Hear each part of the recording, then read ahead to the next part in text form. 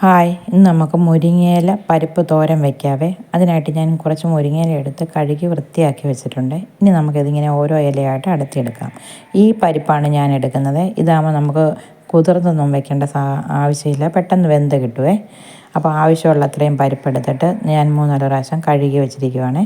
ഇനി അതിലേക്കൊരു 3-4 ചുവന്നുള്ളിയും കുറച്ച് വെളുത്തുള്ളിയും എടുത്ത് വെച്ചിട്ടുണ്ട്. ഒരു ചീനിച്ചട്ടി അടുപ്പത്ത് വെച്ചിട്ട് ആവശ്യമുള്ളത്രയും എണ്ണ ഒഴിച്ച് കടുകിടാവേ.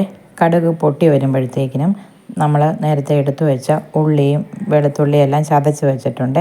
അതിലേക്ക് ഇട്ട് കൊടുക്കുവാണ്.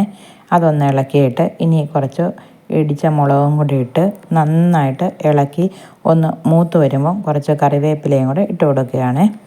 ഇതൊന്ന് ചെറുതായിട്ട് മൂത്ത് വരുമ്പോൾ നേരത്തെ കഴുകി വെച്ചിരിക്കുന്ന പരിപ്പ് കൂടി നമുക്ക് ഇതിലേക്ക് വാരിയിട്ട് കൊടുക്കാം. ഒന്നും കൂടെ ഇളക്കി യോജിപ്പിച്ചിട്ട് ഇനി ഇതിലേക്ക് ഒരു ശകലം മഞ്ഞൾപ്പൊടി ഇട്ട് കൊടുക്കുന്നുണ്ട്. മഞ്ഞൾപ്പൊടി ഇട്ട് ആവശ്യത്തിനുള്ള ഉപ്പും കൂടി ഇട്ട് ഒന്നും കൂടെ ഇളക്കി ഇതിനകത്തൊക്കെ വെള്ളം ഒഴിച്ച് ചെറിയ തീയിലൊന്ന് നമുക്ക് വേവിച്ചെടുക്കാവേ. അപ്പോൾ ഇത് വെന്ത് വരുന്ന നേരം കൊണ്ട് നമുക്ക് ഇതിനാവശ്യമായ അരപ്പൊന്ന് റെഡിയാക്കാവേ. തേങ്ങ, 2 പച്ചമുളക്, ഒരു നുള്ളി ജീരകം. നമ്മൾ ഓൾറെഡി മഞ്ഞൾപ്പൊടി ഇട്ടിട്ടുണ്ട്, എങ്കിലും ഇതിലേക്ക് ഒരു ശകലം മഞ്ഞൾപ്പൊടിയും കൂടി ഇട്ട് കൊടുത്ത് ഒന്ന് ഒതുക്കിയെടുക്കാം. അപ്പം നമ്മുടെ വെള്ളമെല്ലാം പറ്റി 3/4 ഭാഗം പരിപ്പ് വെന്ത് വന്നിട്ടുണ്ട്. നമ്മൾ നേരത്തെ അടത്തി വെച്ചിരിക്കുന്ന മുരിങ്ങയില ഇതിൻ്റെ മുകളിലേക്ക് ഇട്ട് കൊടുക്കുകയാണ്.